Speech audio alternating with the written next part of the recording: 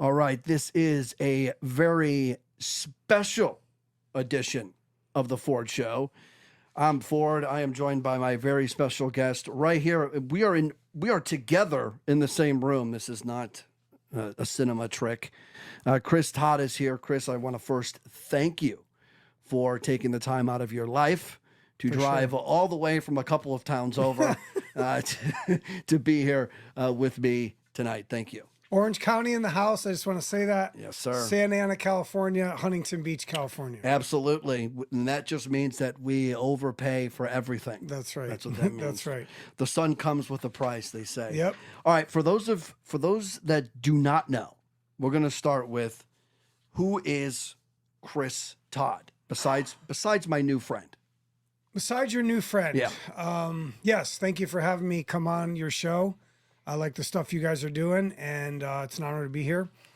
I'm Chris Todd. I'm an investigative producer, journalist, author, writer, actor, director, everything, because everybody likes to complain about when I say I'm something, they say I'm not that, so I have to say I'm all these different things.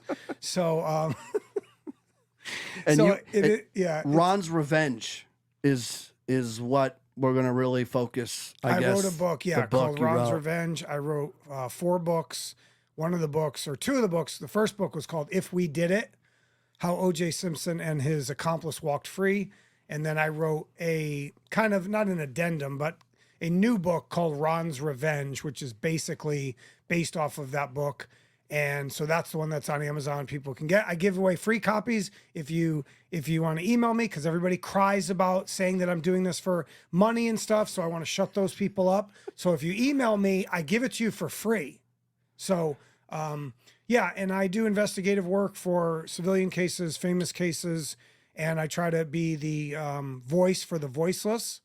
And I work pro bono. So I'm glad to be here. This is good timing after OJ died. The 30th anniversary is finished. Yep. It's kind of over. And so this is going to be a unique kind of casual way I'm going to talk about it, because we can look back on everything I've gone through for 7.5 years and how the media has blocked and censored me for the past 5 years. So it's pathetic. It was the first 2 days ago. As we're recording this on June 14, and it was the first anniversary of the murders since OJ died. And there was a lot of coverage, and TMZ released an hour-long Tubi thing with Harvey Levin. Is it Levin? Harvey Levin, and it was all about him. Let's say that. It was. So, well, listen, before we get into why people are listening and hearing this maybe for the first time, they're going to wonder, is everything that we are about to talk about, do you consider it a conspiracy theory? Is this a conspiracy theory? No. Okay. Because conspiracy theory really, there's different definitions of what a conspiracy is, right? Conspiracy means 2 or more people conspire to do something, meaning there's multiple people involved. In the case of the OJ murders, yes, there's more than one person involved, but they did not conspire to do it. If you had to give me on a scale of 1 to 10,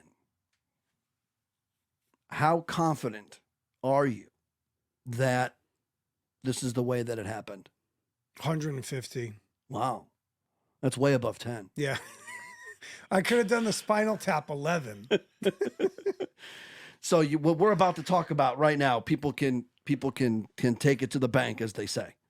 And people won't believe me anyway, some of them. So that's why, because you don't know all the people I deal with, stalkers, OJ trolls, some of OJ's friends call me a bunch of names. They text me, go crazy on me. And so for me, look, even though Charlie Ehrlich confessed, people still won't believe it. And even if you heard his tape and you read his book and his manuscript, you still may not believe it. So that's why, to me, it's like, do I believe it's 150% true? Yes, I do. Will you? I don't know. Well, I could tell you, I do. Okay. You got me. And you know what? We'll get into it. I don't want to jump. Sure. I don't want to jump too much ahead, but you helped me out. And you provided me with something I never thought I'd be able to read. And when I read it, I mean, it's right there. It's in black and white. It's plain as day. So we're going to get to June 12th, 1994. But first we got to talk about the name that you kind of just mentioned. It doesn't come up enough when people talk about OJ. It's a man who, according to Nancy Grace, she wrote about this man in her book, a major drug distributor and an all-around bad guy. And this name, a lot of people are not going to know this name. In fact, when I told people that you were coming on this show and I mentioned that name, they're like, who? And that name is Charlie Ehrlich. And for those of you who don't know how to spell that, that's Ehrlich. I want to get that out there because it took me a minute to Google it because I was spelling it wrong. So Charlie Ehrlich. And his real name is Charles Bruce Ehrlich because there's other Charlie Ehrlichs. So just for legal here, his name is Charles Bruce Ehrlich. He's not a judge. He's not the other mob guy. That's who he is. So I want to make it clear of who that is. So who is this guy? This guy. Who is this guy? He talks Charlie like Tuna, this. as the streets call him. Charlie Tuna, but there were two Charlie Tunas, so you got to be careful. Oh my God. And he talks like this. Okay. I met OJ in 99. And you're like, no, you didn't. Yeah. You met him in 1994. And if you watch him talk on these other things, he comes out, he says he met him in 99, then it was 01, then it was 02. This is in writing, on tape, on camera. He never gets the date right. And this is how, I don't want to say dumb people are because I feel like I'm people too. So I don't want to call myself dumb. But OJ told us he had an accomplice in his book, If I Did It. And he called him Charlie. And nobody wants to believe that OJ could do that. And now he's coming from the grave. Now he's going to haunt you. And now you're really going to see that OJ told you.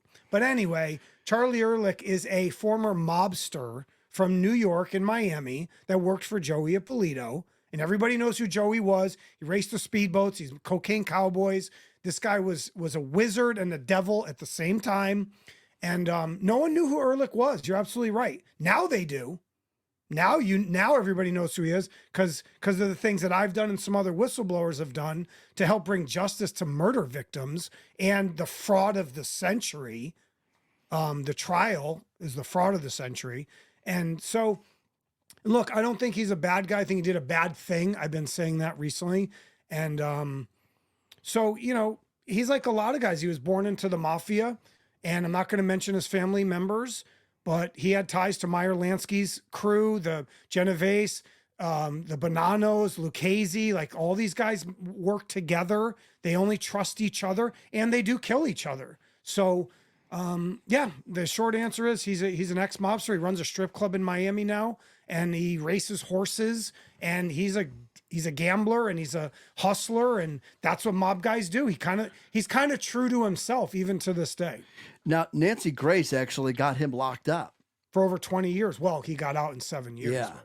So she actually knows him very well. She got him locked up. In her book, Objection, he's in the chapter For the Love of Money, and you can read about her interaction with him. She calls him Charlie Tuna, and then she says Charlie Ehrlich over time. But yeah, and it was overzealous. I mean, he got 20 years because he had a kilo of cocaine. I mean, come on. And I was surprised he's a white guy. So I was really surprised that. And well, for him to be a friend of OJ's, he had to be white. I think AC was his only black friend. So Charlie gets sent off to L.A. He gets out 7 years, like you said, after Nancy Grace gets his ass locked up. And he meets this Joey Ippolito. He already knew Joey for many years. And then Joey sends him to L.A. to help him run Blow. Two famous people. Correct. Now, did OJ do Blow? Absolutely. Okay. And Nicole, apparently. Yes. Okay. Not as much as OJ. Yeah. Faye Resnick did a lot of cocaine. Nicole did some. There were people from Mezzaluna. There was other people around them that did. Half of LA was on drugs. I've said this many times. People got to get off this like, oh my God, I can't believe they did drugs. Did Kris Jenner do cocaine? Probably. Did Bob Kardashian? Probably. He says he never did any drugs, but he actually facilitated drug deals for Paula Barbieri, Nicole, and OJ. So maybe he's like Mr. Concierge, whatever. But I can prove he facilitated deals. It's in books. It's also been stated by other witnesses. So OJ, there's a story, and I'll plug this book, American Desperado, the John Roberts, who is John Riccobono. He talks about OJ. A woman just pointed this out to me. I didn't even know. I didn't read the full book. He talks about OJ being a massive cokehead. Massive. Didn't even want to babysit him. He was into blonde women and the yayo. And he go read American Desperado and read about OJ Simpson with the mob. So, I mean, I could, cocaine's a hell of a drug. You ever done it? I never have. I have. I could see why people like it. Sure. I can see why people like it for sure. All right. So OJ, clearly, I mean, and Nicole, so OJ's the type of guy that will do the drugs, but for whatever reason, he'll never admit that he does drugs. He says he's done it like twice. If you were to ask him from the grave, he'd be like, yeah, I did a couple times. Yeah. There's no way. No. He was doing it in the 70s. There's no way you do cocaine only twice if you're doing it. He was like a superhuman too. They said one time a guy laid it out on somebody's hand and he just took it and just railed it off the back of his palm or back of his wrist. And that was one nostril. Wow. And then they're like, oh, where's the rest for the other part of the nose? So there's a lot of stories about, look, the guy was superhuman. Yeah. He lived to be 76, I think he was when he died. Yeah. I mean, come on, man. This guy lived an amazing life. I kind of worship him. The reason I can't, same with Joey Ippolito. I kind of worship these guys. Like I call OJ the king. But in a way, I almost have to destroy him. So it's kind of like a love-hate. It's hard to talk about, with these type of guys. Is Joey Ippolito, is he still alive? No, he died in 2006 of cancer. Oh. And what year did OJ come out with his book? 2006. Why? Exactly. Because they needed Joey to be gone. Once Joey was gone, and if Joey Ippolito was still alive today, I wouldn't even be talking to you. I'll be dead honest with you. There'd be too much risk. Because that guy was the real deal. Way too much risk to mess with those kind of people. You don't want to mess with guys whose last names end in vowels and they're in the mob. You just don't want to mess with that. All right, so how does OJ get involved with Charlie and Joey then? So Charlie comes out to L.A., and how did they end up meeting? And OJ already knew Ippolito. Okay. For years. Yeah. I'm learning this even now today, that OJ knew Joey going back many years. Okay. Through Turnberry Isle, Aventura, Florida, Miami, all the rich celebrity guys, the playground that was Turnberry Isle, the Donna Rices of the world, the beautiful women, the models. They were intertwined with drugs, with drug dealing. Don Henley, Aspen, you look at Donna Rice, Don Henley, they were dating at one time, and how she met Gary Hart, and that was Don Sofer's boat, the monkey business. It's really a fascinating web. And so in short is Joey and OJ and AC were dealing cocaine for years. Not like OJ giving you baggies, but I'm saying facilitation. Yeah. Introduce this actor. Being the middleman kind of deal. Just kind of like having a party. And then what do you know? There's you got the best Colombian cocaine you've ever had in your life. Yeah. Is right in your back outhouse with a guy named Joey Ippolito. Yeah. So it worked for everybody. And OJ didn't make a lot of money after football. And even though Hurts and Naked Gun, he didn't make a lot of money. Okay. He talks about that in his book, And even Charlie talks about, we had to fill in the gaps. Joey helped him fill in the gaps of his income. Okay.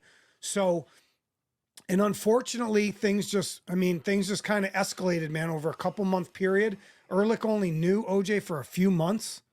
So, and then Joey just for some reason, man, and Joey's dead and OJ's dead. And we're talking to him right now. For some reason, Joey decides to extort OJ on June 12th and sends Ehrlich. And there's possibly another man with Ehrlich that I don't want to talk about too much. There might be 3 people total. So, and then on Bundy at Rockingham. They first go to OJ's house. Okay. But only two go to well, Bundy. OJ said there were 2 drug dealers that came to his house. He told his prison guard, Jeff Felix, there were 2 drug dealers. If that's true, if you remove one of them, You just have Ehrlich, right? If OJ's telling you the truth, there's somebody else with them. There is blood on the back seat of the Bronco. There is another shoe print in blood at the crime scene. Ron's strike on his leg is 2 inches wide. That is much larger size than all the other knife wounds by a lot. So there's something. I'm not saying it can't be a 1-inch blade or a 3/4 inch with blade. It can be. If you come at an angle, you can make a larger wound. Okay. But Ippolito sends Ehrlich, says, go get me my money on June 12th. On June 12th. And OJ's already having a rough day. Yes. According to him. Yep. And according to people who saw him. Because Paula Barbieri broke up with him at 7 a.m. And the recital. And OJ and Nicole hated each other. They were cats and dogs. He's got heat with Nicole. And Ron Fishman comes up to him at the recital and says, you don't know the half of it. You don't know what these girls are up to, man. He's talking about Faye and Nicole and the people they're hanging around with, because Cora Fishman was married to Ron Fishman and they were going to get divorced. They had some issue and Cora was good friends with Nicole. But there's a letter Nicole wrote to Cora that says, the people Faye hangs with, frankly, scare me. That's online. You can find it. Okay. It was all leading up there. And so Ron Fishman, that's why OJ tells you in his interview, the Judith Regan interview, he basically says, like, I was thinking about what Ron Fishman told me. He's talking about right before the murders. Like he has in the back of his head. These girls they're doing drugs. There's mob guys. There's just wacky people. And his kids are at home. So is that the reason why he's so angry about it? Because the kids are at home? But I find it hard for OJ to put anybody first other than OJ. Correct. Even his kids. Correct. So it's like, I think sometimes he uses the kids as a crutch, even or as an excuse, maybe not necessarily a crutch, but like even in the book, and we're going to get to chapter 6, because that's the only chapter of that book that I read. And he's talking about the kids, but you just don't, it's hard to believe OJ cares more about anyone more than himself, even up until the day he dies, when he has the kids sign NDAs to do what? To protect himself. Because I think he confessed to Jason and Arnell. Okay, and for those of you who do not know, those are his 2 kids from his first marriage. Yep, Marguerite. Yeah, and I think he told them that he did it. And that's why he had them sign NDAs. Now, I can't prove that. Did Nicole's kids sign NDAs, or is it just the old? I don't even think they were there. Okay, yeah. I mean, why would you? Why would you? I mean, your mother got murdered. He's going to say, I murdered your mother. I mean, and then you're going to sign an NDA that you can't say anything. I think the kids, like with Arnell and Jason, are very different than Justin and Sydney. They worship OJ. That's the king. Yeah. And from what I've heard, because he didn't kill their mother, right? So they have no heat. From what I heard, the Nicole's kids aren't super fond of OJ, and rightfully so. Right. I mean, it's mounting, evidence that their father killed their mother. OJ used his son to hide money. I know this because a PI ran their records. Jason. Yeah. No. Oh. Justin. He's to hide money. Oh, as an adult. He's a realtor. Yeah. Okay. He's like a real estate guy. And OJ would use his own son to hide money from the Goldmans. Yeah. Because they would get a piece of anything he ever did ever. Yep. And that's how scummy this whole thing is, but that's for another. Well, because OJ went out of his way to make sure that the Goldmans never got any of that money. And Malcolm Laverne, who's a scumbag piece of garbage too, and I'll say it right now, and so's the other guy that keeps calling me a bunch of names. I won't say his name because he's a piece of crap. Is that his current lawyer? It's not. Yeah. Well, Malcolm Laverne is his lawyer. Yeah. He's a trustee of the estate. Yeah. He's a scumbag. And he came out right away and said, we'll make sure the Goldmans don't get a dime. Yeah. What a piece of crap this guy is. He did walk that back, though, to his credit. He walked it back because he got caught. Yeah. He got caught being a scumbag. Yeah. You see what I mean? All the people that surround OJ are complete liars and scumbags. And I know a lot of them. They lie about the evidence. They lie about how they knew OJ. there's this one guy, he's super shady about everything that OJ ever did. Oh, I knew him for 25 years, but you won't answer any questions about him. He's dead. What's the big deal? Yeah. Like they're con artists. All these guys that say Jason did it and Glenn Rogers did it, and like people surrounding a serial killer. You guys are whack. Like that's all I'm saying on that. So chapter 6, which is titled The Night in Question. Now, chapter 6 comes from OJ's confessional book. Yes. If I did it, which never hit shelves, correct? It did for a minute, just like the whole story. Because some people have the book and they sell it on eBay for $5,000. Well, there's always 2 stories with every piece of evidence. Yeah, that's why I call it the mirror theory. There's always 2 ways. But to answer your question, is the book was shelved at first, then it was released, so you can buy it. Mm-hmm. There's a place called Beaumont Books, I think. You could buy it as If I Did It, or if you could buy it as the Goldman version of I Did It.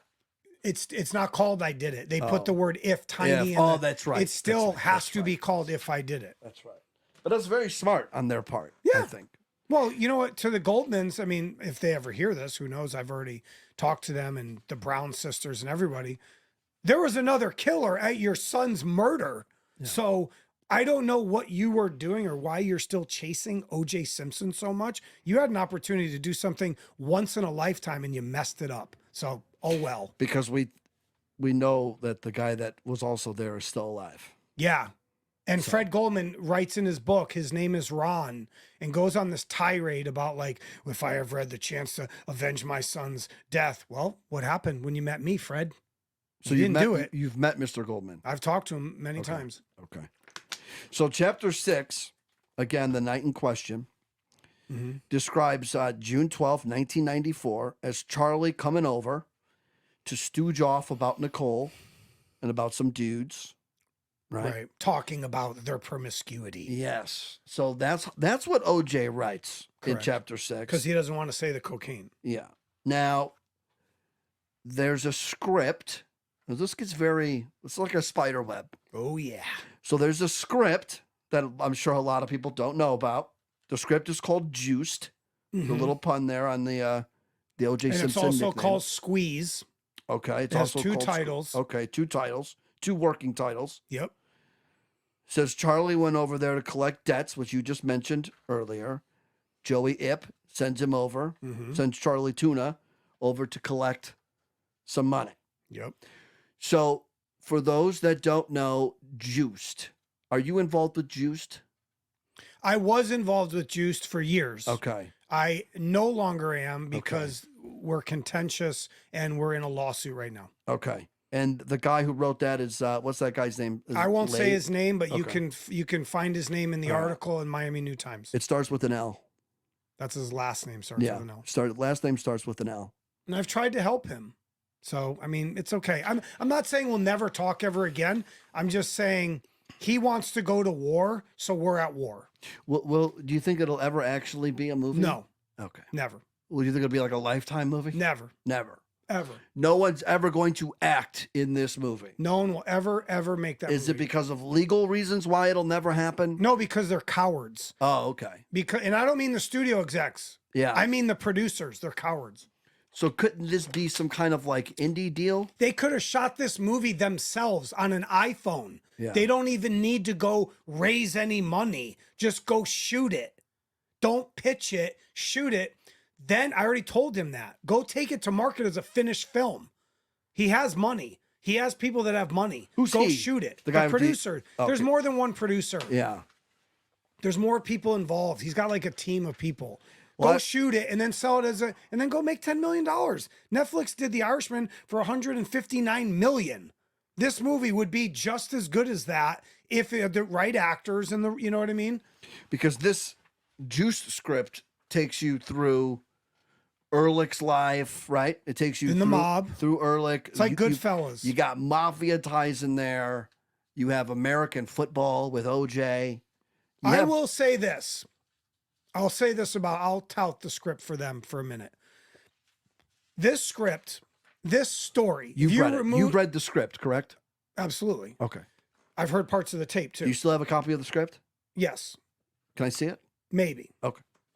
That'd be fun. Well, I've shown pages to everybody. I think I showed you. You showed me some pages. Yeah, I showed you some pages. I'll even pay because it's a whistleblow. Okay. All right. Nothing is being sold. How many copies do you have? 1. Okay. So I'd have to make copies. There's no copies. At like FedEx. There's no digital copies. Okay. So I'd have to drive all the way over to Santa Ana. 2 towns over. Well, that's if I let you see it. Okay. If I let you If read I it. let you. That's Here's the my title point, of my book. But I will, yeah. If I let you. If I like you. Yeah. If I like you. Okay. I'll like it. you. All right. So anyway, but I'll say this. Let me just, can I wax poetic The here floor for is yours. just not long. I won't say I know a you got a word. busy night. You got a crazy night ahead of you. I won't say a word. I won't even say it. The fighters always say when it's a special night, Yeah. it's blank night. Yep. I won't say it. Yeah. Okay. Go ahead. When you read this script, if you get to meet Ehrlich, if you get to talk to him, it's the greatest retrospective on a true crime story you'll ever see in your life. You will feel emotions that you never thought you ever had. And when I first read it and didn't know who Charlie was, I didn't sleep for a couple days and I was blown away. Now, blown away is not even it's not even enough for the words. It's magic. That you ride in a white Bronco and you're heading towards 875 Bundy on June 12th. Now think about that. Yeah. You think you're reading a mafia movie and in the middle, you're in a white Bronco and you show up at Rockingham. You're like, what? Because you know, when you read a script, you're kind of like in it. Yeah, You're yeah. like, you feel like you're in the movie. You're visualizing what they're doing. It's magic. And it's a shame. I wish they did make it. It would be magical and it would rub it in everybody's face that thought OJ was innocent and that thought OJ did it himself. This would bring closure, not even closure, but some type of, I don't know if solace is the word, but some truth to this entire saga of 30 years if they made that movie or that screenplay was at least read by the masses. I can't wait to fucking read it. If you like me. If Ford can read it. Like that should be the title. Yes. All right. So chapter 6. All right. So in your opinion, Ehrlich and maybe another guy, maybe not, but definitely Ehrlich goes over there to Rockingham to collect debts or to stooge off about. He's not talking about promiscuity. That's a front by OJ and That's Pablo OJ's. Fenjves, Okay. the ghostwriter. So Ehrlich is going over there to collect money because It's an extortion. It's not a collection. It's a setup. It's a setup. It's like I come to you and go, hey, you owe me 50 grand. And then you go, for what? And I go, well, I fronted you some stuff. Remember? Yeah. Well, maybe it's 5 grand. And then I look you in the eye and go, you owe me 50 grand or else. Yeah, you might charge me 50 grand to read the script. Exactly. So, but you know what I'm saying? Yeah. What mob guys do is it's not about the money. This is what nobody's understanding. It's a game. So I come to you and I go, hey, Ford, you owe me some money because I'm desperate. I'm on the run. I'm Joey Ippolito. I jumped Pensacola. I'm a fugitive. I need cash. Yeah. All my assets are seized. Ehrlich's going to make a little loot. They like to play the game. Like they got the celeb guy, got the pretty girls. Supposedly they went to Nicole's first looking for Faye. They love this. This is what they do. And so if you say to me, no, man, I ain't giving you anything or else. So why do they go to Bundy then? Because OJ freaks out, not Charlie. It's not Charlie's fault. Okay. Charlie's not trying but to. Why is OJ freaking out? Because he fucking flips. About? This extortion by Joey Ippolito. The fact that Charlie Ehrlich is there saying Nicole's name and saying Faye Resnick and saying Keith Z, who dated Nicole first, and OJ saw him through the window. You know who Keith is? No. You don't know that? You look that story. when he's in the bushes. Yes. OJ's in the bushes. I know Keith. He watched them. I think he He watched watches them dance them on the have couch. sex on the couch. Yeah. And my point is, so he's setting OJ off. So Paula Barbieri broke up with him. Yeah. He had the recital. Cato's living in his back house. If you read chapter 6, OJ tells you my life was different. I didn't talk to my dad for 10 years. I did read chapter 6. He's reminiscing about his life. My knees are hurt. I got to get both my knees replaced. I don't make as much money, but I'm a fighter and I'll do what I got to do. And then he sees a car drive by the front of the house. And he's trying to signify to you, like, this is the end of my life as I know it when this guy pulls up to my house. OJ overreacts. He should have just told him, I'll get you the money. Yeah. We'll figure it out. Yeah. Nope. Remember how much he hates Nicole at this moment. You have to understand they hate each other. They were dating up to 2 weeks before. Yeah, they're constantly up and down. Yeah. And so they go over there and he was going to put it on her. I don't think he was going to go murder her. I think if Goldman wasn't there, I don't think they get murdered. So Harvey Levin seems to think that he went over there that night to slash the tires on Nicole's Ferrari or Lamborghini. You know where he got that? You know where he got that story from? The lawyers, like Shapiro, or I don't know if Levin invented that. I'm pretty sure he's getting that from somebody. That was talked about in the OJ on FX series too, that in theory, they were throwing the idea around that OJ went to Nicole's to cut her tires. Mm-hmm. And when he saw Ron Goldman, he flew into a rage. Problem is, that's still murder.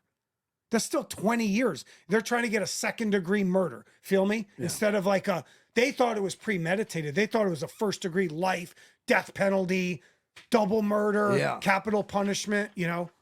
So he gets mad. And Harvey Levin, you should tell the story for real. Your team of people at TMZ have repeatedly blocked me for 5 years. What's up? What's the matter? What's the problem? I don't get it. Isn't he still a local guy too, right? He's still out here, isn't he? He lives in LA, yeah. Yeah, he's still local. I call that local. It takes 4 hours to get there. Yeah. But why is OJ mad at Nicole that night when Charlie comes over? Because of the blow? Partly because they're saying Nicole owes it too. In the screenplay, verbatim. I haven't read this yet. I know. Yeah. And you won't. Oh. God, I thought we were getting closer as this went along. We're getting further apart. Maybe if you didn't talk about it on camera. Maybe you'd have a better chance of not being involved in a $40 million lawsuit in Miami. But anyway, so he says, OJ goes, why are you pressing up on me? Yeah. What's up with Joey? Oh, this is in the script, right? Yes. This is in Juice. It's on the tape. Okay. Why are you pressing up on me? What's up? What are you guys doing? I just saw Joey last week. I know, whatever. Okay. Charlie says, for you, Nicole. And then OJ, in the first version of the script, they say it's Nicole and Faye. In the second version, because I only have the second version, I read both versions. Okay. In the second version, then OJ rebuts and goes, I bet you it's that bitch Faye. So he says that. Now Faye's staying at Nicole's. But she's in rehab, and they don't know that. Oh. So she's staying there. They think she's there. Is Faye still alive? Yes. Okay. And so they drive over there looking for Faye and Nicole because OJ wants to rub it in their fucking face. That's why. He brings a knife, though. That's the problem. Out of his bedroom. A Swiss Army Victorinox. And so that's the problem. In chapter 6, he says it's already in his Bronco. That's not true. Okay. In chapter 6, if he were to kill them. He says, I picked it up from under the seat. Look at this knife, Ehrlich. Yeah. He shows Charlie and he goes, look at that blade. Yeah. And they're trying to confuse you. Yeah, they're behind you. I was there. I'm one of those sick, demented people. You smoked a bowl over there, drank a beer. No. I don't do any of that stuff. No, but I'm like one of those weird ones that's like, when I came out here, before I moved here, I was out here visiting. Because I met my wife in New York. Okay. And before I moved here from New York, I came out here to visit. And I was like, man, we should go see the Brentwood. You did, really? Oh, yeah. Lit some candles in the back alley? Yeah, it was broad daylight. Oh, okay. Yeah, so we were standing in front. Yep. And then I walked around to the alley, because the alley kind of pretty much still looks kind of like the same. The alley looks exactly the same. Yes. The front is different. Yes. Yeah. The front is different. Yep. And she was like, she was like, this is so weird. Why the fuck are we here? Yeah. I'm like, it's a weird vibe, huh? It's a weird vibe, but it's like one of those things like you have to do. And I tried to explain it to her. I'm like, listen, you don't understand. This happened in 1994. I had just turned 11. Okay. How old were you in 94? I was like 20. Oh, I was in college. wow. I'm 50. Are you really? Yeah. You don't look 50. Because I'm wearing a hat. Compliment. So I'm 11 in 94. Okay. And I remember seeing on ESPN OJ coming out in that white polo. Yep. After coming out of, I believe, the police with station. Weitzman. Yeah. Yep. It's on ESPN. Yep. And I know you're going to ask, guys, but he can't say anything. That's the Weitzman. Yep. And my grandmother is neck deep in this trial. Already? I mean, right away? not even like knee Really? deep. Really? She's neck deep. Wow. And me, I was a troll before I even knew what a troll was. Right. You're already you're a troll. And in I'm like, Grandma, you know OJ didn't do it, right? And Did you she say would that? just oh yeah. She'd Oh, get my so God. mad. She'd be like, no, he murdered those white people. Oh my God. Oh, it drove her nuts. That's funny. And then when they found him innocent, I'm like, see, I told you. Oh, and she must have went off. I wish she was still alive. She died a couple of years ago. I wish she was Wow, still she would've alive known this. to hear us talking about but so I was being a heel on her at 11 years old. But Wow. so for me, that is like a childhood memory, that whole trial to 95 when he's acquitted on October 3rd, 95. Yep. And then I'm at my aunt's house with my mom when the civil trial comes to fruition, because that's like at nighttime when that happens. And so when I had never been to LA before in my life. And You just raced over there. I was like, we got to go to Brentwood. That's funny.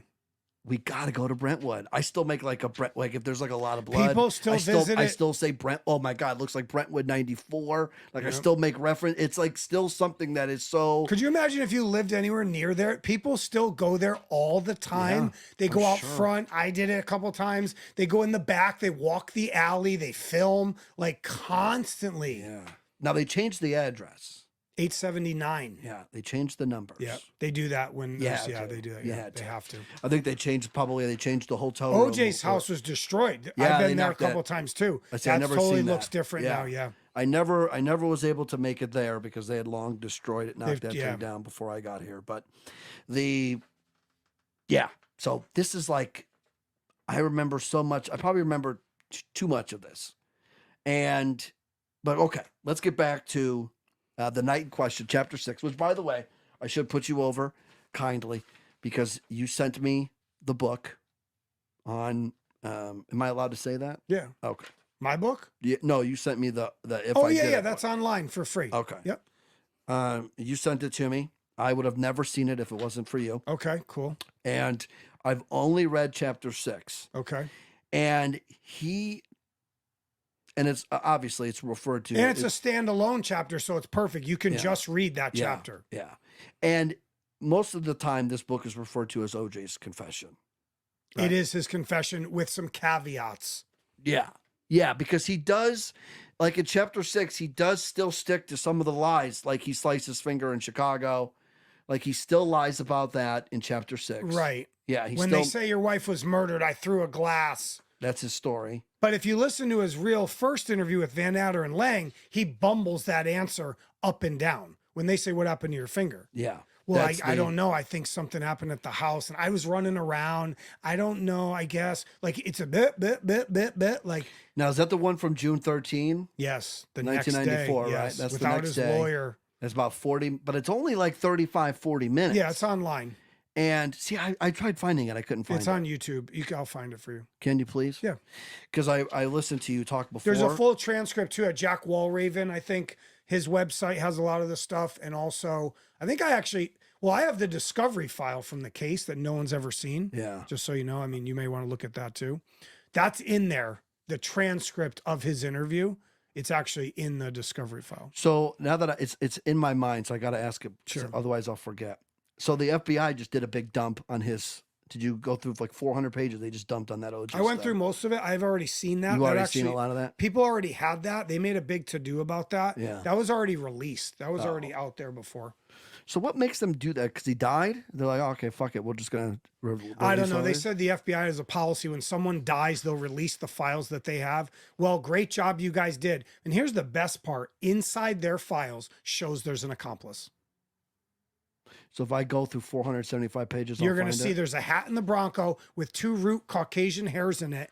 There's hairs inside the hat that can be tested on the floor, and it lists the size, which I never knew the size. They say it's a 6 3/4. That's a small head. That's small. I wear a 7.5. I wear a 7 3/4. Okay, this is 6 3/4. You know how tiny that is? That's a small Now dome. go look at Charlie Ehrlich's Facebook page and see how small his fucking head is, and go look at how small his feet are. And what size are blood shoe prints? 10.5. OJ's a 12. And you'll start to see it. And the FBI, I don't know. The FBI didn't have jurisdiction, first of all. They couldn't do anything about the murders. Yeah. Okay. Unless they trumped up some crazy cross-line drug dealing conspiracy, cross state lines, whatever. But inside that FBI file shows there's an accomplice. And again, this is just so sick how the prosecution, you can't talk about the defense. This is an LA problem, right? Well, this is an LAPD. They do these shoe. They fucked up a lot. Like they do the evidence on the shoes and they don't really talk about the other shoe prints. They just make it up and go, oh no, we think those other shoe prints and blood were from the construction workers who laid the cement back. That doesn't make any sense. How would you get blood perfectly laid on the ridges? Think about that. If you threw a bucket of blood and then you saw a bunch of blood around it and then you saw the print, that makes sense. These are perfect single prints like this. Yeah. These people are sick. So, all right. So Ehrlich comes over and he's trying to extort per Joey Ipps orders, correct? Yes. Okay.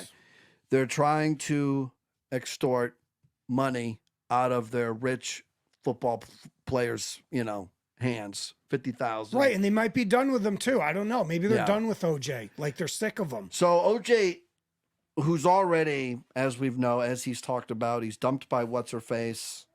He's pissed off at Nicole because of the recital. Mm-hmm. He has plenty of reasons to be very angry. And him and Charlie jump in the Bronco. Now, here's the part that Harvey Levin also brought up on his little thing that he did. Yeah. The hour-long thing that he did.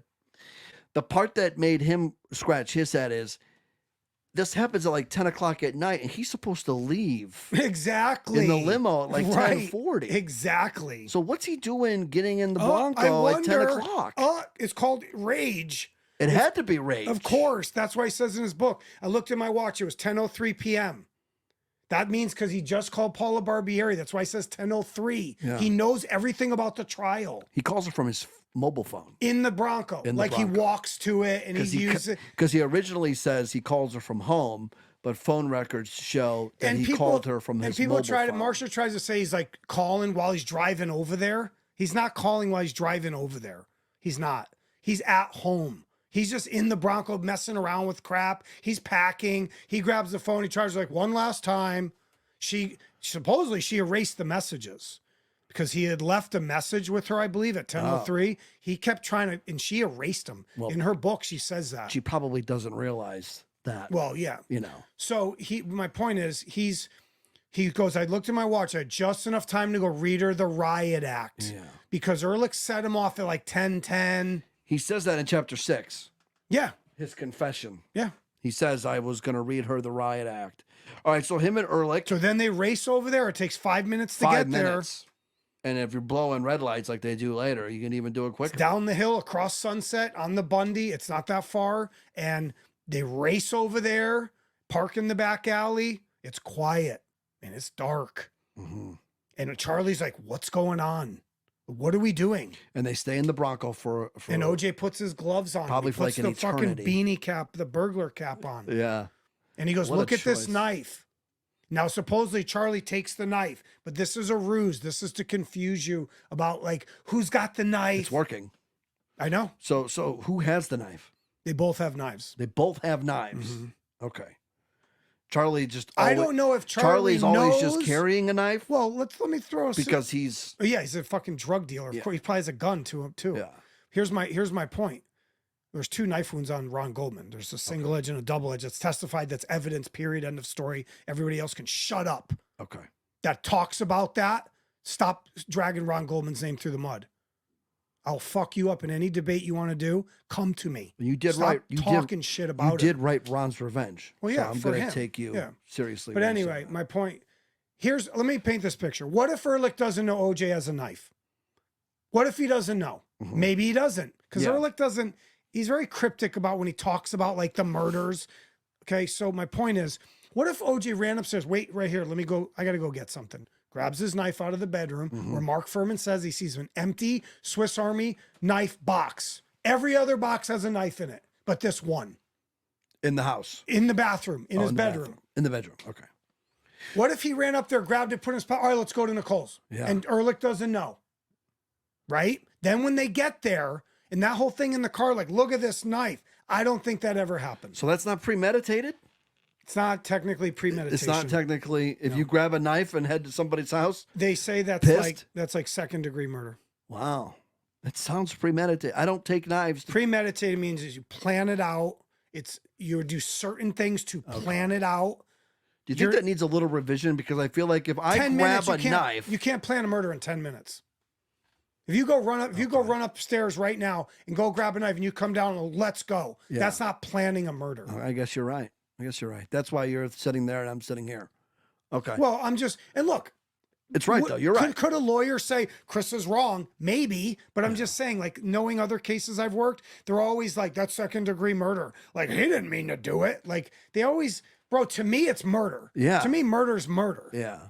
When they do these circumstances surrounding it. But anyway, my point is, what if Ehrlich didn't know he had a knife?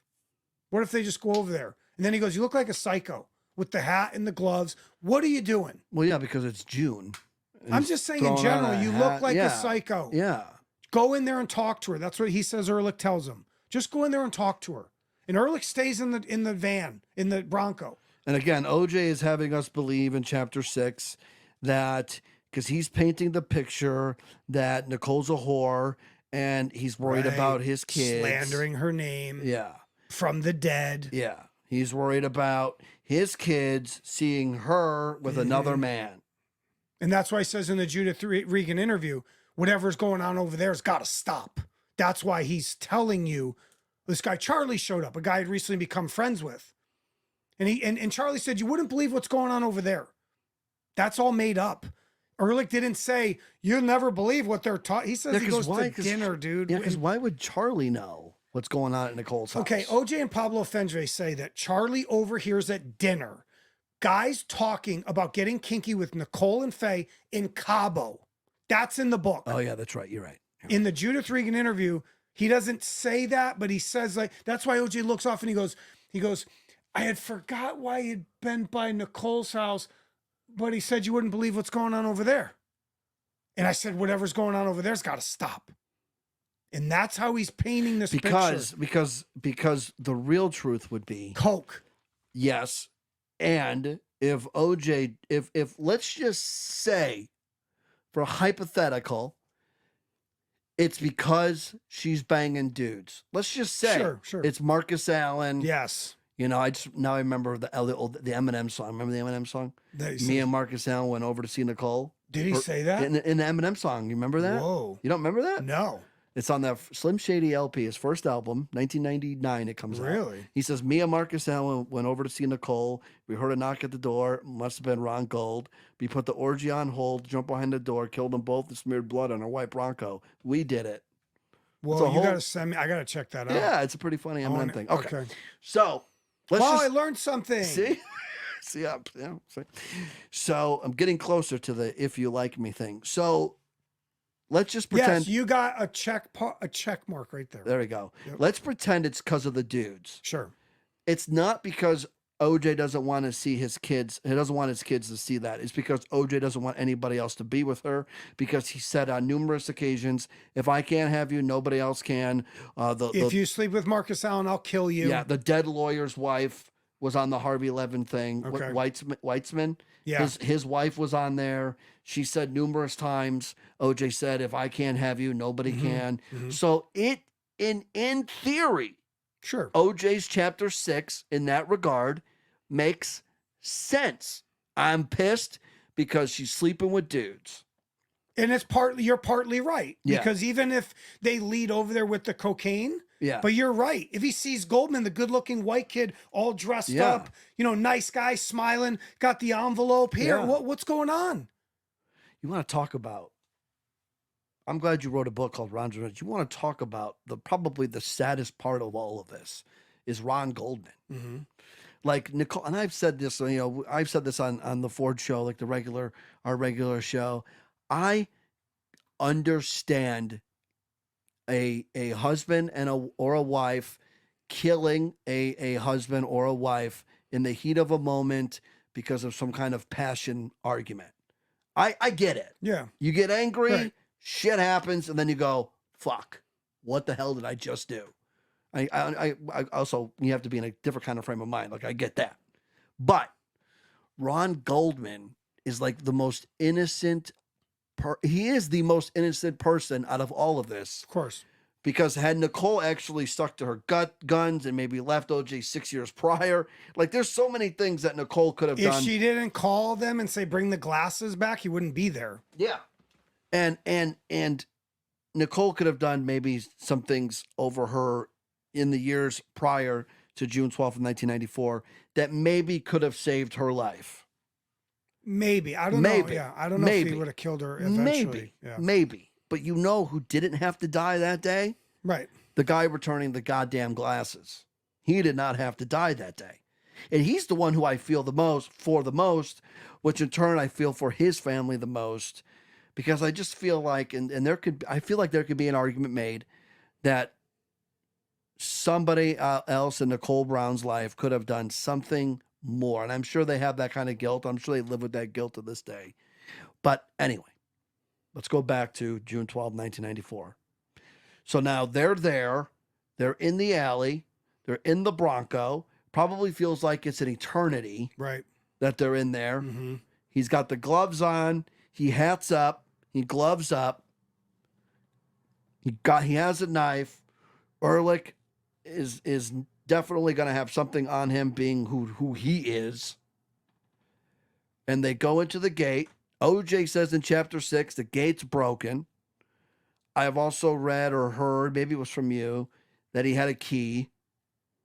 OJ stole Nicole's to the back key. Gate. She says that in the discovery file too. I have the statements from her. In his book, he says it's broken. And I told Nicole she better fix that gate. If you just gave it a little nudge. See, this is all part of they open the back gate.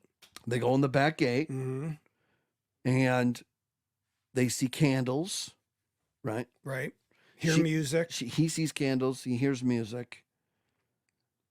And then they see the most innocent this is the part victims. we don't know. This is the part, and I can't fully say one way or the other. I have to stick to the way I believe it happened, but I've told the story different ways. Okay. Either when they come through the back gate, either Nicole and Ron are already there talking, or Goldman shows up. They see him show up. They pull back. It's this long walkway. They kind of pull back and they let Nicole come out. She's not going to see them. The way the door is, she would come out and go hard right. Okay. If they're back and he's like, pull back. Yeah, like, some dude's coming here. Who's this? Yeah. That's possible. Then she comes out. They start talking. The door's wide open. Remember, they find the bodies. The door's open. They're in the walkway. They're right by the door. You see what I'm saying? They're not in the house. They're not up the stairs. Outside. They're outside. Yeah. So that's what I can't fully. I'm not there unless Ehrlich tells us the truth. You know what I mean? So how does Juiced cover this night in the script? In the first version, the way they say it is that Ehrlich stays in the Bronco and he doesn't go in the crime scene. That's the first version. And and he watches OJ like go down the walkway. And then he sees him come back covered in blood. Because in OJ's version in chapter 6, Charlie is there. Absolutely. Standing there. I pushed Charlie out of the way. Yeah. And see, in the first script, they don't do that. They keep Charlie And the way the producers used to say it was, we keep him in the alley. Because every time I asked, did he murder someone? Did he kill Ron Goldman?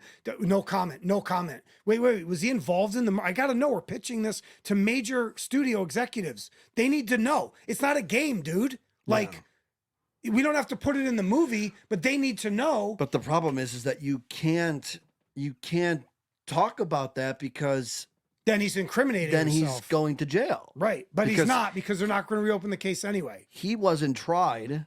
OJ was. Yeah, but they're never going to reopen this case. You got to realize that they never would. Why would this case be closed if, and now we're getting off track. Well, obviously. don't finish this first thought. Okay. So when they come through that, my point is, we don't know if they're. We don't know what Juice says. I asked you what Juice did. You said script in the first script. It says, and the script that I'm going to come read back goes, "What did you do?" And OJ starts stripping his clothes because he's covered in blood. Yeah. So that version makes it seem like Ehrlich's not in the crime scene. Yes. Okay. Yes. Ehrlich admits to ridding the evidence.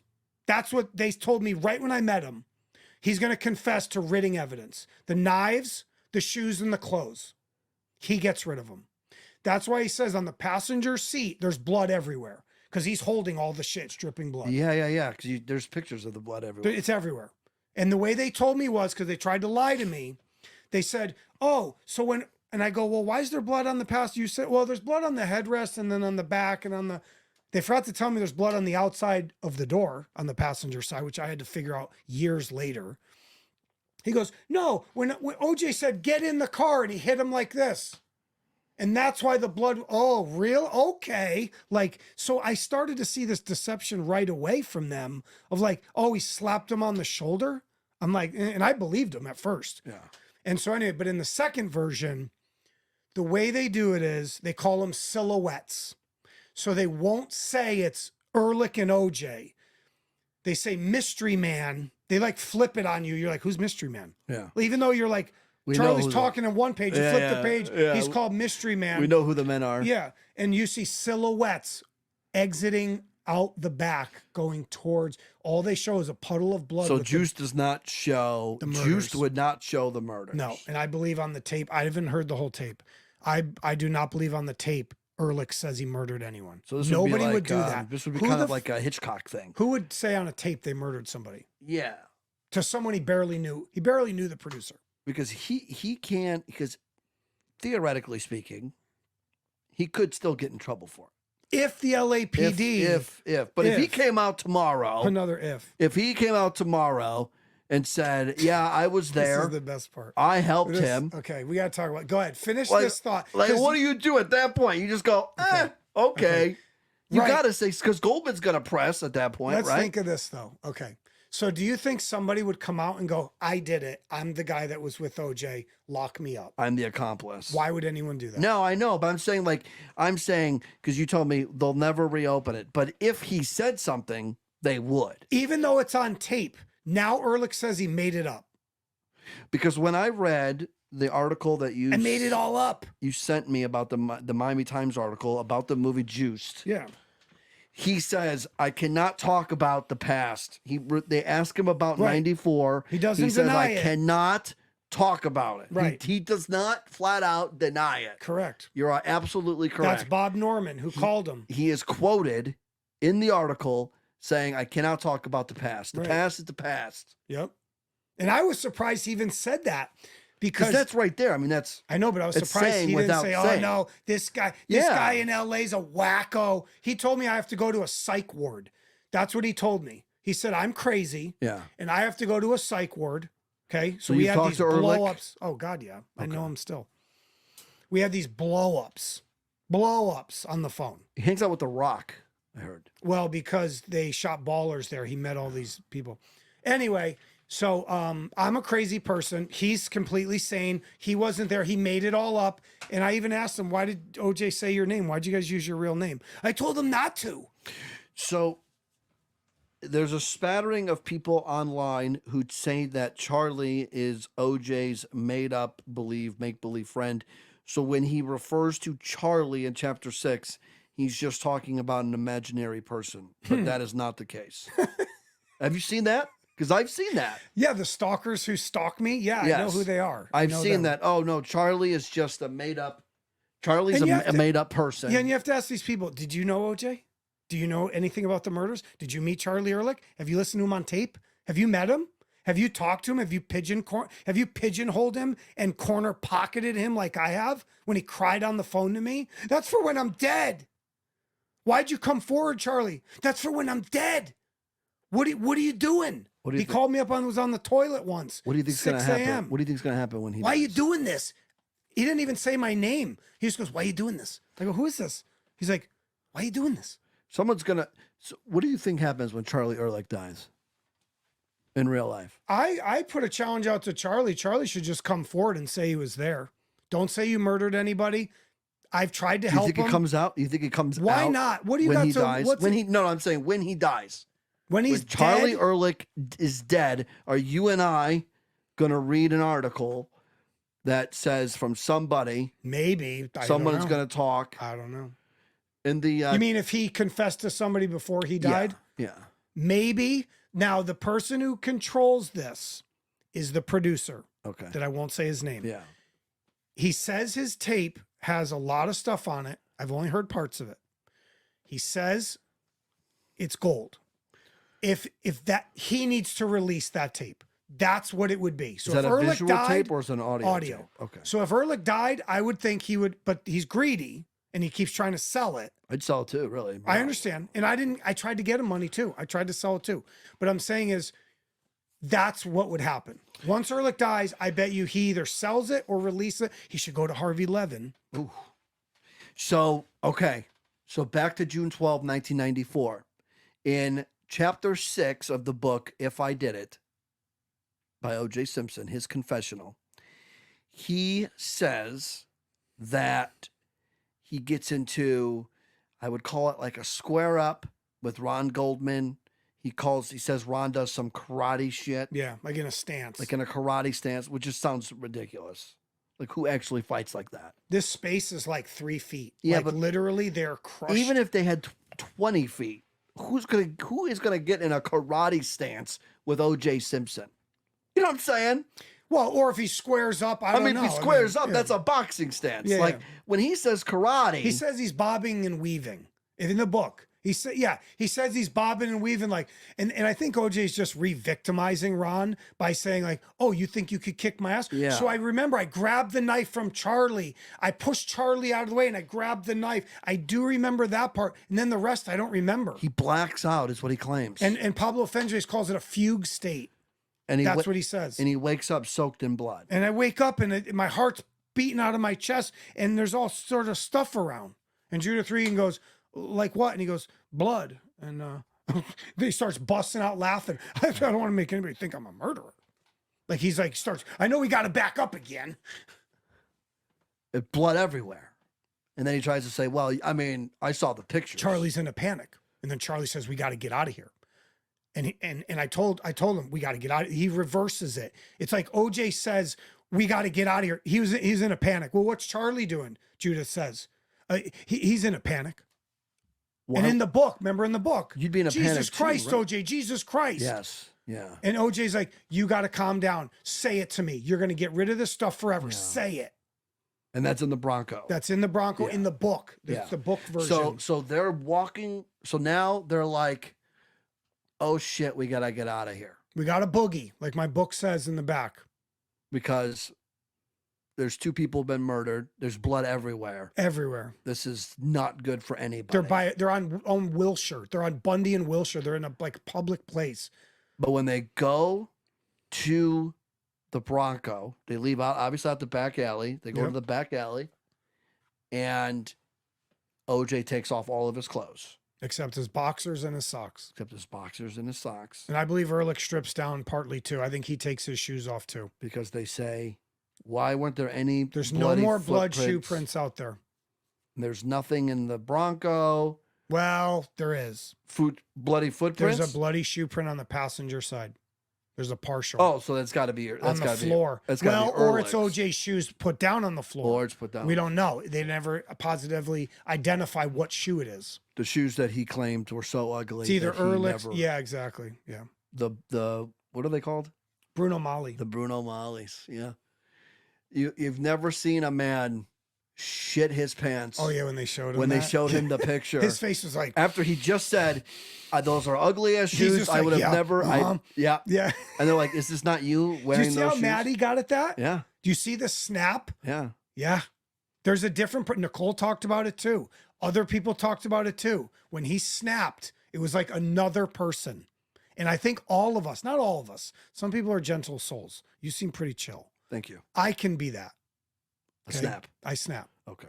My kids know that. Yeah. I snap once a year. Okay. We say once a year. Is it around, Dad snaps. Is it around June 14th? It's June 12th. Okay. Okay. So I'm okay. It's usually around Christmas. Oh, okay. All right. All right. So, yeah. So he snaps and then he's fuming. That's why even Ehrlich says in the confession, he's fuming. It looked like he was going to punch me when they told him. Like Ehrlich had to, whoa. Anyway, there's so much to it, but stay with they exit the back, they strip the clothes, they get in the Bronco, lights off, they go out the back alley. Robert Heistra sees them, which is with dangerous, the lights off. Way, driving with lights off, and he goes the wrong way. But it's really he just backtracks. Like it's hard to explain. He just weaves backwards. I think he had to take a right away because like he's going the wrong way, bro. There's another street. He just goes around. It's like stupid. It's like so yeah. Then they almost hit Jill Shively. Yeah, and she sees him, but from behind, he goes past her. I was like always wondering that. How the hell did she know that was OJ? She thought it was Marcus Allen at first. Because eventually she figured it out. Because black guys just go over to Nicole's house and drill her. Or well, what? yeah. Well, she figured it out. Supposedly, she gave the license plate. She was off by one number or letter. Yeah. She reported it before she knew there was a murder at 7 a.m. before the news really hit. Okay, they tried all these conspiracy guys. She was at Rockingham. Yeah, I saw the photos. It's a woman that looks like her. It was a groupie at the thing. Yeah. They lie about the evidence. They lie about who's there. It's shameful. So she sees them. They crash through. The guy would never come forward. There was another guy in a Nissan that he almost hit them, and then that guy ran. They could never find this guy. And I know I'm all over the place, but where is the Bronco? Because the Bronco that he ends up in on the 17th. That's Al Cowlings. That's Al's, because he's such an OJ mark. He had his that he had the same OJ hooked him up with it. Like same exact truck. They got it from Hertz or something. So where is and that one? I think they're gonna get ready to sell. That's at the Alcatraz Alcatraz East in Tennessee. The one that OJ's in at the murder scene. No. Oh, Al. That's evidence. Al Cowlings. Yeah. Al Cowlings. They're gonna sell that thing. They're trying to sell it for $1.5 million. Yeah. And they're selling OJ's like Heisman and stuff. You gonna put a bid in? No, OJ's Heisman is owned by somebody. Malcolm Laverne. They're saying OJ I just saw an article where they don't have OJ's Heisman. Oh. They said maybe OJ has somebody else's Heisman. Mm-hmm. I know the guy who owns the Heisman. Does Marcus Allen have a Heisman? No. I don't know. Did he win the Heisman? That's a good question. Know. Maybe OJ has Reggie Bush's Heisman. Yeah, exactly. All right. So OJ strips off into his boxers and his socks. Can't run through airports in just socks and boxers. But you can park on Bristol Street. They don't park at Rockingham. But you can drive a car in your socks. That's why there's no blood on the parking. There's no blood on the gas pedal and brake. He's not wearing shoes. Yeah. This is why no one could figure this out either. Why is there no blood on the pedals? So the crazy part is that no blood seeps through his shoes at all or anything, or gets to his socks. He has blood on his socks. He does. Yeah. Okay. Yeah. But they park on Bristol Street, and Ehrlich sits in the Bronco. Because the limo driver, right? Correct. He didn't want to be seen by That's the limo how OJ driver. runs behind the house. Now, OJ says this in chapter 6. He tells you, He literally tells you. Yeah. I knew the limo guy was there because remember, the limo guy's picking him up at like 10:35 or 10:40. Yep. And he leaves his house at 3 after 10 or 5 after 10 or whatever it was. They don't come back till 10:52, 10:53. Jill Shively sees him about 10:50. Okay. So work off of the timeline. Yeah. If she sees him at 10:50, maybe they can race back in 3 minutes. How long do you think the whole scene lasts The murder? on Bundy? Yeah. 6 minutes. Wow. My time, because everybody. What does the LAPD think it was? Well, hold on. I'll tell you my time, because everybody, this is the stalkers and the people that write me and try to debate me. I say it's the murders begin, the whole fight in the murders begin at 10:37 and they're done at 10:43. So I have 10:37 to 10:43. Wow. Because then he almost runs her off the road, right? At 10:50. At 10:50. So they strip for 2 minutes. They walk strip out for the 2 back. minutes. It's 10:45. They weave out 10:46, 10:47. Here they come. Now maybe it's not 10:50. Maybe it's 10:49. Yeah. You see what I mean? Yeah. Because she's tried to pull it back too. Yeah. Like a little earlier. And there's no cell phones. The right? clocks are wrong. Yeah, There's she no doesn't- like. Yeah. It's not 2000 and Her car clock can be 4. wrong. Now the phone call with Alan Park with Dale St. John is at 10:56 and a half. So he's like on the phone and he goes, I see somebody. So they mark that he's seeing Cato and OJ coming around like from the back of the house Okay. together. Yeah. This is what people don't understand. They're coming together. One's in front of the other like this. Because OJ hits the air conditioner or whatever he hits. He bangs on the wall. He doesn't run into the air sorry, conditioner. yeah, he hits He the goes, wall, and that's what Cato thought was an earthquake. It's a signal for Cato to come out and help him. Okay. So when Cato fucked up. Cato shouldn't have said it was a. That's not somebody running into anything. yeah, because he says it sounded like It would an have no earthquake. symmetry In if he ran OJ's into book, something. he says Cato approaches him as he's trying to get ready frantically to leave for the limo. Like he's going out to get in the limo, and then Cato says something Cato's about outside. yeah. So he's already outside. He lets Alan Park in or OJ, whoever. We still can't figure this out to this day who let Alan Park in through the gate. So he's with Alan Park like, did you hear an earthquake? What's going Hey, come on in. Would you hear an earthquake? And Alan Park's like, no, I didn't hear an earthquake. He pulls right up to the front door. So Cato and Alan Park are outside. Okay. OJ's inside running around, showering, bloody. He takes the towel. I think he puts the towel in the bag with the boxers. He leaves the socks. He should have taken those. He left them on his floor. The bloody socks. Yes, he should have taken those with him. He didn't. People think they were planted, that they were in the hamper, and then that the LAPD took it out and dropped it on the floor. So There's stories about the socks that could go on for weeks. and to explain to people who don't live in Southern California, you can get earthquakes at any time of the day. Mm-hmm. And it's one of those things where I learned that obviously living here. And it's like, I'll get texts from friends, wives, or my wife, I should say wives. And it's like, oh, did you feel that? Did you feel that? And you Right, text yeah. your friends Right. and you ask them, Right. hey, did you feel that? What happened? Oh, it's a 4.3 in Corona. Yeah, and that's kind of like how so when Cato is like, oh, did you feel that earthquake? That's not a crazy question to ask somebody. Right. If he really asked it, because it's Southern See, California. the issue was when he was on the phone with Rachel Ferrara, he says, I think I heard an earthquake. So when he said that, it's meaning he's told someone he heard a noise behind him. Mm-hmm. He's kind of placed that there's something going on behind the house. So, and I met her, I talked to her for a while. Okay. And she had some differing things, the way he timed, the way he said his timing was. His Yeah. timing, he lied about when that was. It wasn't at 10:40. It's not possible. So he had to change his times too. But the point is, to protect OJ. yeah, sort of, Okay. or whatever he's doing. He's like a wizard. We don't know his deal. Yeah. But he and then he sticks with it. Did you hear an earthquake? He asks OJ, did you hear an earthquake? And then when OJ goes, well, why don't we go look? So the two of them supposedly go to grab flashlights, and then they just stop and they don't go. Because OJ's like, no, fuck, you're not walking back there. What if the glove's there? We still don't know to this day. If OJ put it or Fuhrman planted it, I believe it was planted by Mark Fuhrman. Really? Absolutely. We think he planted in the Bronco first. And then he took it out of the Bronco and Cato told him, I heard these. Yeah. And then Fuhrman's like, bing. And then Fuhrman leaves them with Van Adder and Lang for like 15 minutes. Where But does why Fuhrman would go? they have to plant evidence They on a did it guy all who's the so time. easy to? Go listen to Fuhrman's tapes. Well, I understand he loved to. Yeah, I know he loved to plant evidence, but it's just one of those things where it's like this case doesn't need you to plant. They evidence. don't know that in real time, though. And Fuhrman is a genocidal racist. He is a psychotic person. His book is pretty good. So you a lot have, of you have psychos. heat with him. I have beef. Heat.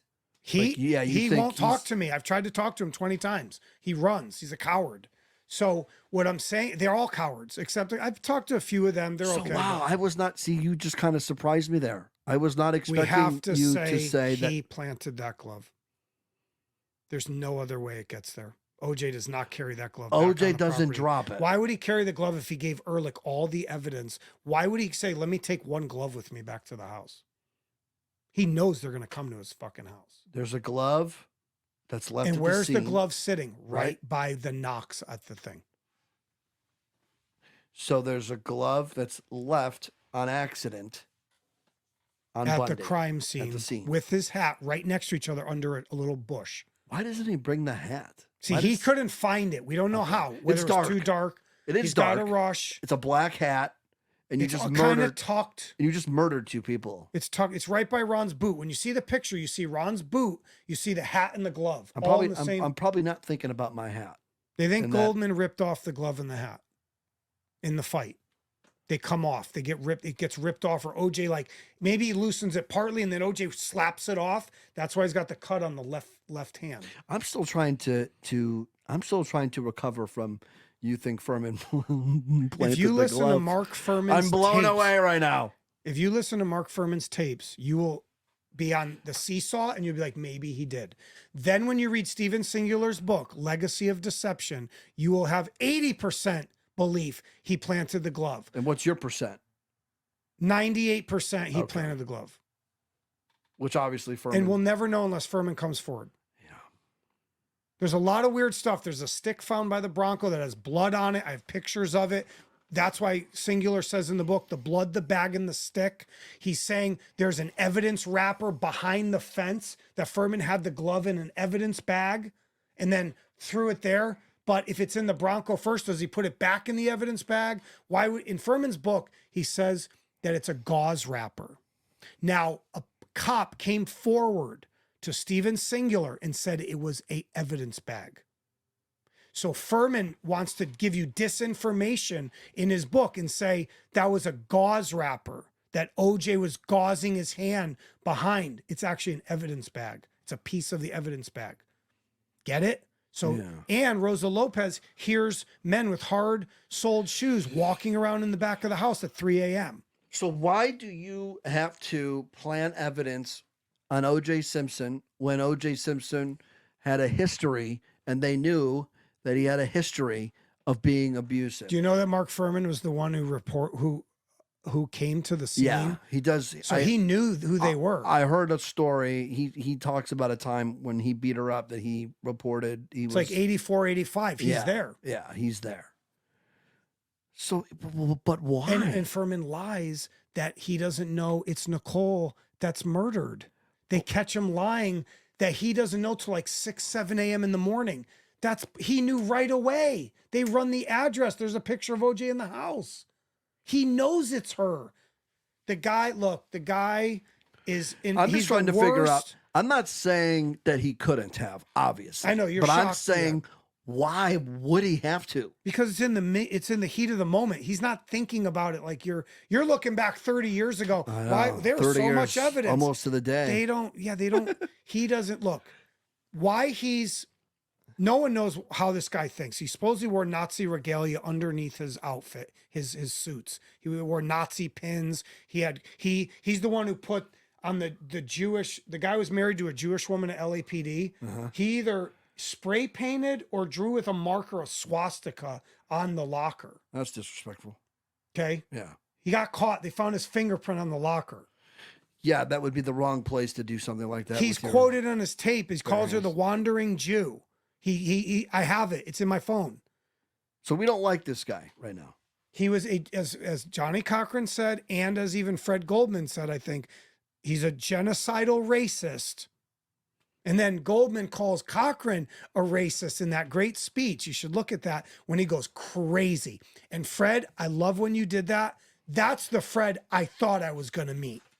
That's the Fred I thought that would come to Ron's aid and seek justice. And what Fred did you meet? Did you meet I met the Fred? wrong guy. What kind of Fred did you meet? I met the Fred that was worried about himself. Okay. And same with Kim Goldman. All right, so I still am trying to. I know. I know because read Steven Singular's book, Legacy of Deception. Okay, and that's all about OJ. Because correct? he was tipped off by an LAPD officer that said, you need to look at Fuhrman. You need to look at the blood. Let me tell you something. So wait a minute. So wait, hold on. Okay. Barry Scheck. Yes. The good Barry Scheck. Didn't know what EDTA was. Yeah. Until Steven Singular told them. How did Steven Singular, who lived in Colorado, who wrote the book, Talk Radio, and Oliver Stone made the movie about the Jewish guy getting murdered by a Nazi sympathizer. How did he know what EDTA was, but Barry Scheck didn't? Think about that. So that's why in his book, he talks about it when he goes and tells Carl Douglas, and Bill Pavlik says, this guy's fucking crazy. And he literally says, you need to look at the blood, the bag, and the stick. And they're like, what are you talking about? And then as the investigation goes, guess what they find? Blood, bag, and a stick, and they find EDTA in the blood. How does that guy know that? Because he is being tipped off from an inside cop at LAPD. I know. I told you, you're not going to sleep tonight. Fuck. Here I thought that I had this whole thing. I know. Okay.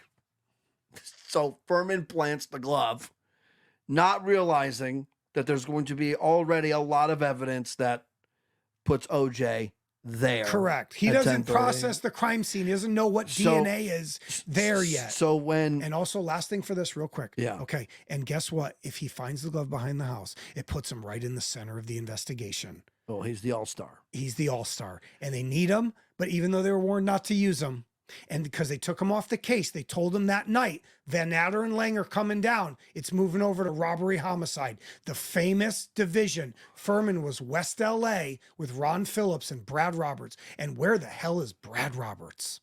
You tell me. He was at the crime scene and he was at Bundy. At Rockingham, and he never testified. Where the hell is he? Because he was involved in planting the glove. You're welcome. And I got his statement in the discovery file that no one's ever seen, and I can provide that. So I need the script from you and the discovery file. What do you think, guys? You guys put in the comments or make a suggestion. Should I let this guy see the greatest screenplay in true crime history? Good Lord. Okay. All right. So Fuhrman plants the glove. The Fuhrmanator. Wow. With the help of either Brad Roberts or he does it himself. We don't know if it was in the Bronco first or it's behind the house at 3 a.m. What's the coincidence that he puts it there? Look, Fuhrman knows the truth. We're not sure. Steven Singular, Legacy of Deception, all my years of research. I didn't think he did either until Singular talked to me a couple times, didn't believe Ehrlich was real, hated me for it. I pissed off a lot of people over the years. I'm just saying, I've read his book. It's fascinating. Buy his book. And what's it called again for people that are? Legacy of Deception by Steven Singular. Okay. So. He helped OJ get off. He literally gave them the EDTA, the stick and the bag and the blood. He literally gave it to Carl Douglas, Shapiro, and Cochran. Came from a guy in Colorado who knew nothing about the case. All right. So. Have you seen those? I'm sure you have. You're welcome, Stephen, for your book plug. Have you seen I think they're doing it for the civil trial where they're interviewing OJ and he has kind of like that sweater kind of like jacket and it's like open, or maybe he's wearing a sweater. Which one, Ross Becker? The beige one, and he's being interviewed. By Ross Becker? I don't know who's interviewing. He's got the cream colored sweater. Yes, That's right after the acquittal. Okay. So that's after. Brilliant That's interview. the civil trial, right? No, it's not. It's not before. He hasn't. It's not a that TV yet. thing. This is like Al Collins' interview. Oh, like, the deposition. Yes. Okay. Yes. So is that for the civil trial? Yes. Okay. Yes.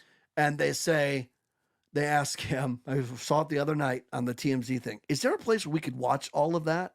On YouTube, most of them are, yes. But they're chopped up. They're chopped up. You can Google it. Yes, some people have. You don't a have lot of it. It's on YouTube. It's on YouTube. Okay. We all have access to it. All right. Because I would like to watch, like, if somebody had Do you know how many hours of depositions there are in there? It would be. OJ's alone is like 9 hours. how awesome of He's there for days. how fascinating of a watch would that be? I mean, I've seen most of it. So I bring that up because they say, what are you aware of? Or they ask him something. It's some kind of yes or no question about your blood, Nicole's blood, and Ron's blood are all in the Bronco. Mm-hmm. How did it get there, or something like that? And he's like, no. He just says no. He just says no. The way they ask him a yes or no question, but it's like your blood and the victim's blood, they're all mixed together. But he'll just say they're planted. And he's That's like, what they all say. no. Right. No, it's not. No. And OJ says, is it your blood? No. Right. And well, he'll go. I think maybe that's what it was. Is it your blood that is mixed with Nicole's and right, Ron? I think I remember that. And he's like, no. He'll say too, he goes, I find it curious. Like he'll use that phrase too. Of they say there's this blood in the Bronco at my house. I live at Rockingham. Like he kind of says like, well, yeah. And then he goes, in the Bronco is less than one droplet of blood smeared. That is not true. There is blood all over the inside of the Bronco. There's a trail up the driveway. It's sort of a trail. Yeah. It's him walking and packing the limo. It's not a trail. Okay. It's hard to explain. He's walking up and down the driveway like this as he's packing. Yeah. He doesn't want to wear a bandage to show them he's got a bandage on his finger. So he's still bleeding. Dripping. Oh, yeah. He's dripping He's blood. stuck like a pig. He drips in the foyer, in the driveway. His blood's all over the place. Yeah, but he says it's like less than one drop of blood in the Bronco, which is not true. See, it's like there's blood. His blood is all over. Nicole's blood is in the Bronco, right? And Goldman's blood's in the Bronco. Ron Goldman's blood is mixed with OJ Simpson's blood in one of the samples. Yeah, and we were supposed to believe that it was all planted. Well, this is what the hardcore OJ lovers will say. Yeah. If you take the people that think just OJ did it, yeah, they'll say that's all the evidence is real, but they won't believe you that there's an accomplice. So now here's the thing. I'm ready to shock your world right here. I mean, Jesus. I mean, what more could you do Ready to to me? rock your world right here? Go ahead. Okay, on the steering wheel is Ehrlich's blood. Now, how does he start bleeding? Because Ron Goldman punched him in the face. His blood is it on the steering wheel is a blood smear that was tested that is not Ron Goldman's, Nicole, or OJ's. And is it true that Ehrlich's blood is underneath Nicole's fingernail? If he's a type B, like Barry Scheck says in the closing argument, I don't know his type. I could pull his trash.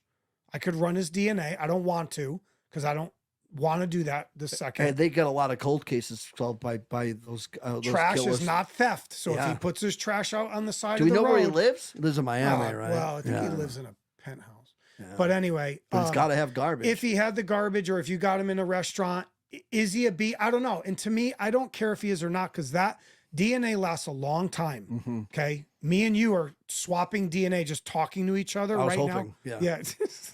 So my point is, what if she shook hands with somebody 2 days before and she didn't bleach or wash her fingers in the shower good enough? DNA's half-life is 500 years.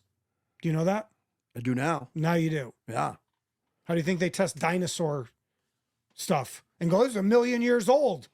So my point is it can be destroyed easily too. If it's clean, sunlight, bleach, like I'm not saying it lasts through everything. Barry Scheck says in his closing argument, when it comes back from the EAP system, whatever he calls it, it's a B. He doesn't mean AB. He means it's B. It's not Ron, it's not OJ, and it's not Nicole. Who is it? And he goes, that means someone else is there. Who they would probably... It's someone else's blood, like whatever, however he says who they would say... Because there's some other person. Who did the crime, who did the murder. Because they want you to have doubt. Yeah. And Dr. Henry Lee says, there's a shoe print. I can't definitively say, but looks like imprint. He calls them imprints, right? And he circles it, PLP. They called it PLP. 10.5, parallel line. Bruno Mali's a Z shape. They're opposites. Wrong size, wrong pattern. And then Henry Lee goes, someone else there. Must be some kind of superhero to do this. Why didn't they try to get a second person? By they, I mean LAPD. The mistake that they made, and I've said this in other interviews, I wasn't really an investigator 10 years ago. I was a rookie to the true crime game. I learned this through blood, sweat, and tears, baptism by fire. I lived this story in other cases. When I look back now, the mistake that they made, they needed to hire a private investigator, someone like me, not me, but someone who's a pit bull dog. Because you were only 20 back then, so it couldn't have been. Well, yeah, exactly. But a straight dog. Yeah. Who comes in unbiased, and they go, look at all the evidence, and is somebody else there? And that person would come back and go, there's someone else there. To Marcia Clark. You almost have to think that there would need to be, because OJ had arthritis, like he had some stuff, and Goldman. There's no screams. OJ has no cuts. He has a cut on his finger. He has no bruising on his face. He has nothing on his body. And Goldman is not a small guy in terms of size. I would think, and he's going to fight for his life. Yeah, which he does, right? He Absolutely. does. He has bruising all over at both his knuckles, abrasions and bruising. He is punching something. The idiot OJ trollers say he flew back into the fence in a tree like this, and he slammed his hands like this. I mean, even if you did that, it'd be impossible to just bruise all. He has knife wounds on his hands, like he's putting up his hands like this. They're stab. Same with Nicole. They both have these stab wounds to their hands. In chapter 6, he says that he knocks her out. She's flailing her arms. He says she knocks herself out. She knocks herself out. Yeah. She comes all flailing, legs and arms. And then I moved out of the way. Which doesn't even sound like it would be something. Because he's blaming her. He whacks her. Someone would even do. He says she hits her head on the stoop. Because he's trying to pretend why there's that bruising on her brain or the skull. So he says stoop. He uses the word, I believe, in the book. So there's a fight. I think Nicole did swing on OJ or yells, get the F out of here. And I think OJ's kind of telling you partially the truth there. Like, she comes at me all flailing. Personal question. How much would you pay? If money was no object, wow, how much would you pay to be there? Kind of like in one of those, the old TV show with the Quantum Leap or whatever. Yeah. How much would you pay if money was no object to you, and you had all the money that you could ever want, and I had a time machine, and somebody said, we will go back to June 12, 1994. Name your price. Then if I got all the money, what would you pay? Whatever it is. Whatever it costs. Whatever it costs. Me too. I would. I mean, to me, because that's the greatest. Is this not the greatest unsolved murder of our lifetime? Yeah, I think the way you should say it's not just the murder. I think the whole thing. Like, if you could go just follow OJ the whole time, because the murders to me, I'm like, okay. From the morning of June 12, 1994. That would be through all the way through the 17th. Yes.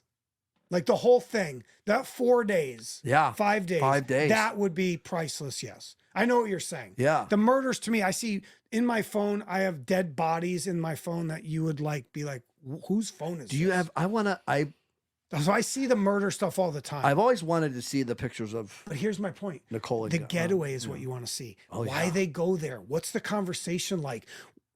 Do they both come through the back? Yeah. Is Goldman already there? Yeah. Is he show up? All the little tiny detail. How do they get nuances. away? Alan Park and Kate. What did Cato really see? How much gas is in the Bronco? I want to know all of it. What radio station was there a third guy? Do you think there was a third person? I'm telling you right now, I'm 50-50, and I go by feel. I'm a spiritual person. I have lived this story for 7.5 years. All I will say is it's possible. You know what the saddest part about all this is? There's only one motherfucker alive who may know the truth. And he's dangling in the wind.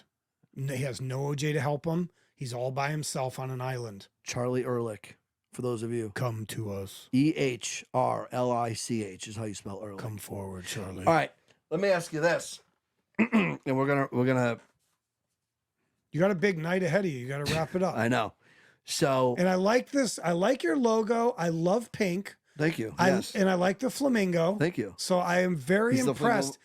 Oh my God. Yeah. Okay. I am Ford show I'm logo. very It's got a impressed. flamingo. When I saw that on the microphone, I'm like, oh, this is Do you want to go home with a hat today? Yes. On me? Yeah, absolutely. I have flex fits, and then I have snapback. Snapback. Okay. Speaking of hat sizes. I have white and black. Yeah, right.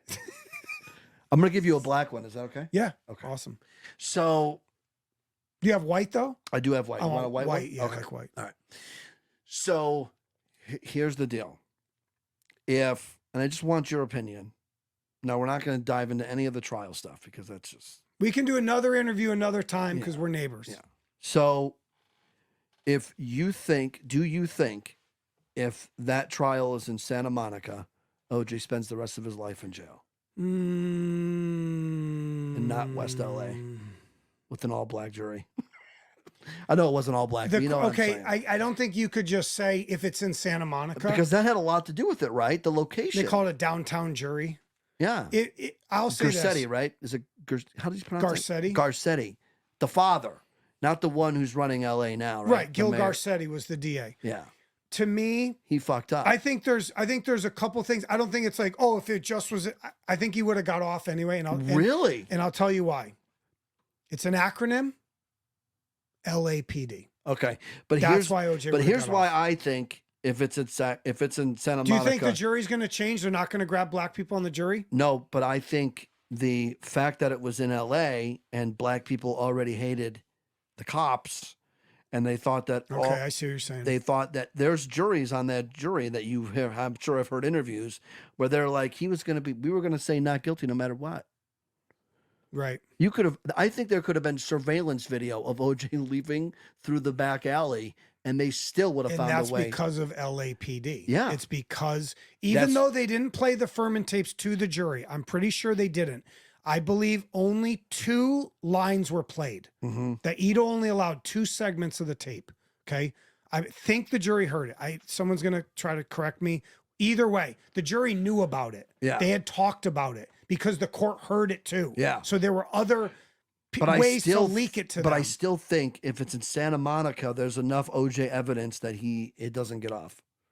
I still think the venue had a lot to do with it. Okay, maybe. I don't know. Like if I didn't hear jurors go, and it was the ESPN documentary where they interviewed the one black old lady. She's really old now at this point. She wasn't in '94, but she's really old now. And they're like, and the guy goes, but why? And she was like, because that's the way it is. Well, and also I've read other statements from jurors over the years. They've done specials with them too. Mm-hmm.